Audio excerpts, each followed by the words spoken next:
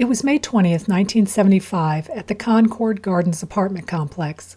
Outside, the neighborhood was waking up to an ordinary spring morning. Inside, a young mother lay dead, and her 17-month-old son cried alone in his crib.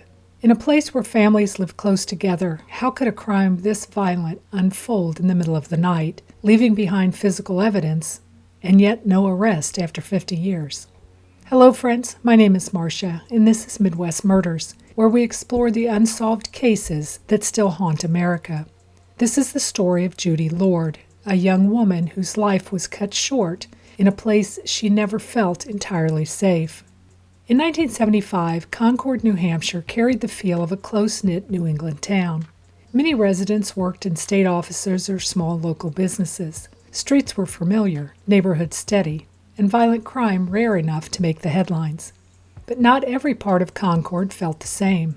Just off East Side Drive stood Concord Gardens, a dense cluster of low-income townhouses built in 1970 with federal assistance. Nearly 700 people lived there, many already struggling under the pressures of inflation and a changing economy. By the mid-70s, although only 5 years old, the complex was worn, under-maintained, and known locally as a rougher corner of the city, crowded, noisy, and often overlooked by those outside it. For most of Concord, a violent crime was shocking. In Concord Gardens, where police visits were more common and tensions ran higher, fear lived a little closer to the surface. Judy C. Lord was born into a large Maine family, 9 sisters, 4 brothers, and a childhood full of music. She played guitar, wrote her own songs, and neighbors remembered her angelic voice drifting through the complex while her son played nearby. She married young. She and her husband, Gregory Lord Sr., had recently returned from West Germany, where he had been stationed with the U.S. Army.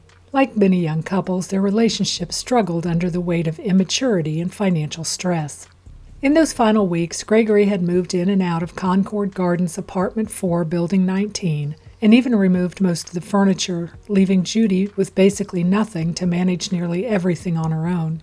She wasn't receiving any support from Gregory, financial or otherwise, and that left her in an incredibly vulnerable position. It's impossible not to feel the weight of that when you look at what she was facing. Judy had worked as an aide at McCurley's nursing home, but she had recently quit, hoping to qualify for aid to dependent children. She was 22 years old, raising a toddler largely on her own, and doing what she could to survive. On May 19th, Judy spent the evening playing volleyball at the complex. Around 10:30 p.m., she shared a soda with a neighbor and then headed back to her apartment. Sometime around 1:30 a.m., a scream echoed through the row of buildings, but no one called police. In the Concord Monitor, one resident later said, "In a normal neighborhood, you'd be concerned if you heard a scream like that, but up here, it's nothing." Judy died around 2 a.m. She wasn't found until 12:30 the next afternoon when a maintenance worker came to collect the rent. Hearing a child crying, he used a spare key and discovered Judy nude on the bedroom floor. She had been strangled and suffocated with a plastic bag. The room showed signs of a struggle. A sliding window appeared to be the entry point. Hair, blood, and semen were recovered. The medical examiner later confirmed that she had been raped. Investigators were confident the killer was someone she knew, someone with opportunity. Detectives searched the apartment for 2 full days. Early on, they announced they had physical evidence strongly indicating both cause and the perpetrator. They believed an arrest was imminent. Judy's estranged husband, Gregory Sr., was immediately questioned but released. Attention shifted to 3 men who lived in the complex. All 3 refused to give blood or hair samples and refused lie detector tests. Their refusal launched a legal battle over whether police could compel such samples without a grand jury indictment. New Hampshire ultimately won the right to collect the samples, which were sent to the state lab and the FBI, but the promised arrest never came. Over time, focus narrowed to one name, Ernest Stanberry, Judy's neighbor. 10 days before the murder, Judy reported that he had entered her apartment at 2 a.m. and asked to see her nude. She told co-workers she was afraid of him. Forensic ties strengthened suspicion.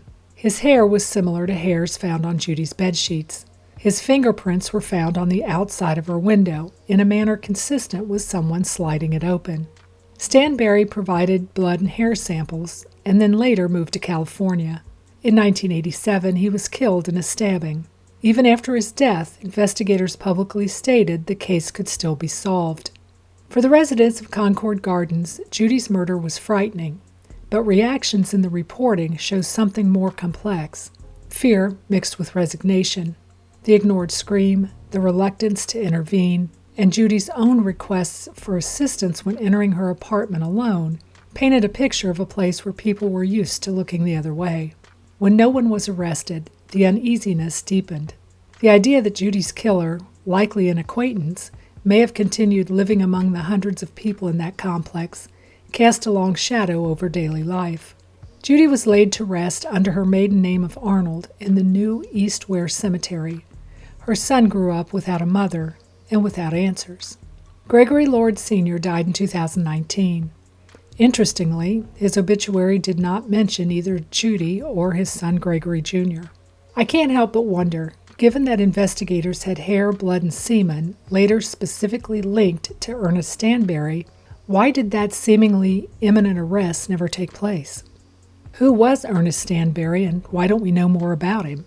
There was speculation within the Lord family that he may have been using an alias. Could this uncertainty or issues with the early legal process surrounding the samples have been the ultimate barrier to justice? The New Hampshire Cold Case Unit continues to revisit the case using modern forensic tools, but as of the filming of this video, no new leads have been made public. Before we close, I want to share an important update that was just announced as I was editing this video. After nearly 50 years, investigators have confirmed the identity of the man responsible for Judy's murder. For decades, the central suspect has been Ernest Stanberry, Judy's neighbor at the Concord Gardens. Her family always suspected that Stanberry wasn't his real name, and today we finally know they were right. Recent advances in forensic testing allowed the state to re-examine the original evidence. Those results have now confirmed a match to Ernest Theodore Gable, the man Judy knew as Ernest Stanberry. Unfortunately, with Gable's death in 1987, he will never face trial, and Judy's family will never see true justice carried out in the courtroom. But the truth's been uncovered, and the case is no longer cold. There's a certain weight that lifts when long-standing questions are finally answered. Judy's family spent decades wondering who took her life, and today they have that answer. It doesn't erase the loss, but it does bring a measure of closure that was missing for nearly half a century. As always, my deepest respect goes to Judy, her loved ones, and everyone who carried this story forward all these years. Justice delayed is still justice revealed, and Judy's voice has finally been heard. When we look back at Judy's case, we see a story defined by chilling proximity. Her killer lived in her world, walked the same grounds, and may have been standing just a few feet away when she cried out for help that night. The tragedy is still heartbreaking, but knowing his true identity brings a measure of peace that Judy and her family were denied for nearly 50 years. I find myself reflecting on that quote from the neighbor, "Up here it's nothing." How many times in our own lives do we hear something unsettling, a shout, a conflict, and choose to ignore it because we assume it's simply nothing? That single sentence lingers. It's a reminder of how easily danger can hide in plain sight, and how silence in a community can echo for decades. For Judy's loved ones, the answers came late, but they did come, and her story, her life, deserves to be remembered beyond the fear and uncertainty that followed her death. Until next time, stay curious, stay vigilant, and may the truth reveal itself in the shadows.